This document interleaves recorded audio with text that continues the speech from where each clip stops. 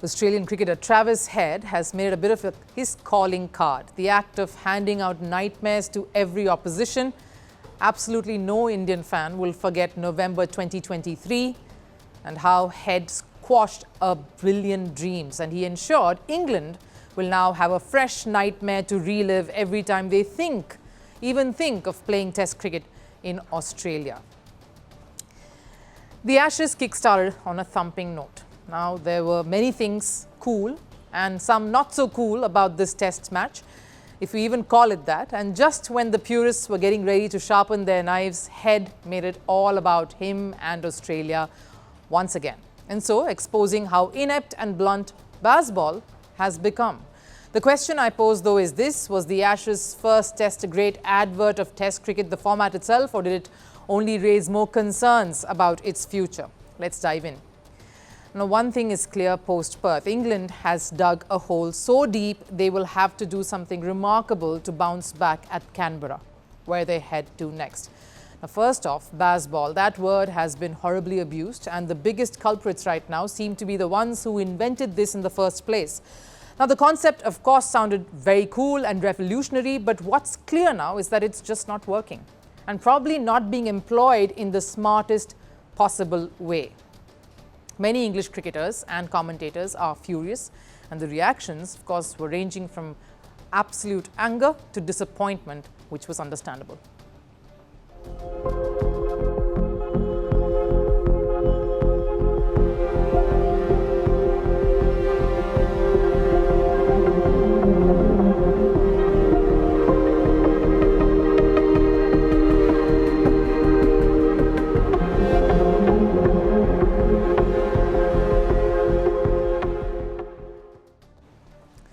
But I just had to reserve separate space for one man's frustration, which was very, very evident even as he sat in the commentary box. Stuart Broad was in physical pain as he watched England seemingly implode. Now, this particular moment that you're seeing behind me, of course, came when Joe Root was dismissed by Mitchell Starc. In that first innings, he was sitting next to Matthew Hayden, but you can only imagine what he would have felt watching the horror that unfolded on the next day and as the Test ended. In fact, Stuart Broad made one announcement and comment very proud and loud ahead of the start of the series. That was that this side was the best English side that he's seen, and it was contrastingly the worst Aussie side since 2010. You wouldn't be outlandish in thinking it's actually not an opinion, it's a fact. It's probably the worst Australian team since 2010, when England last won, and it's the best English team since 2010. Yes, the reference to 2010 was rather obvious. It's when England last beat Australia in Australia, a squad that Stuart Broad himself was a part of. So, like a jibe plus a gentle pat on the back as well. Problem, though, is Travis Head took this comment way too seriously and put forth a batting masterclass in that second innings that wrapped up a Test match within 2 days, but gave fans all their money's worth till then.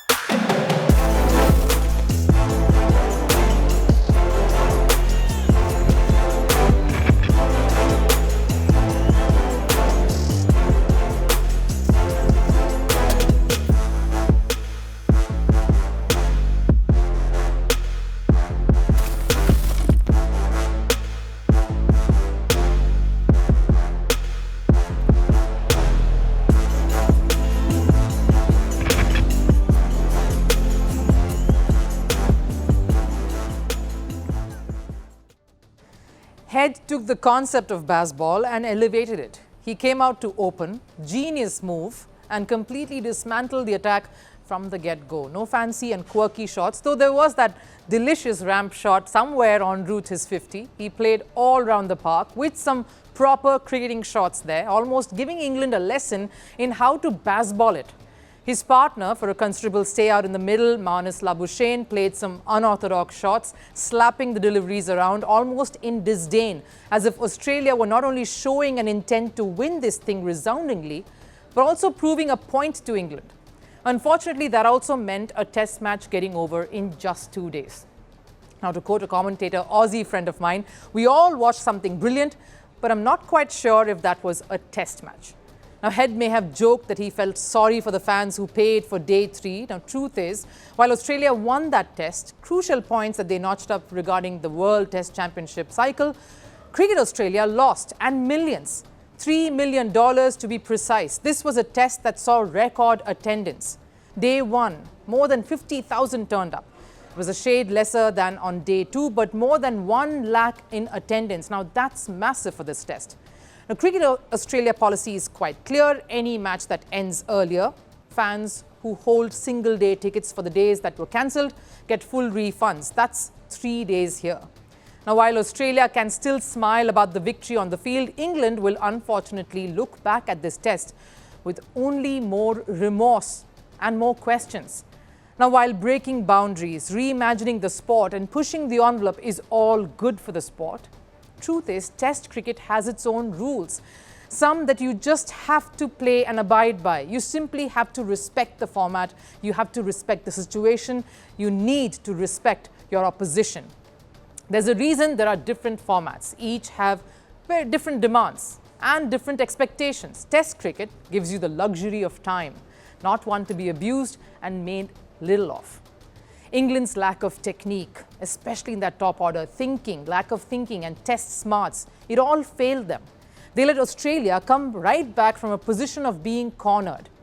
But more than this, England need to do some serious thinking on who they want to be. What is their true identity? What should be their strategy? And this is key as they head into test number 2. I was a revolutionary. I became a ruler. I claimed to protect my people. I terrorized them instead. I built palaces. I started wars. I lost everything. Some called me a defender of Arab pride. History remembers me as a dictator. Who am I?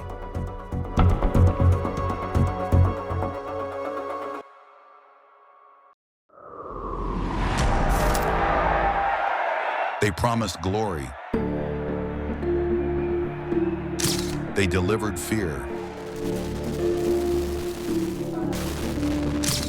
They shaped nations. They scarred generations.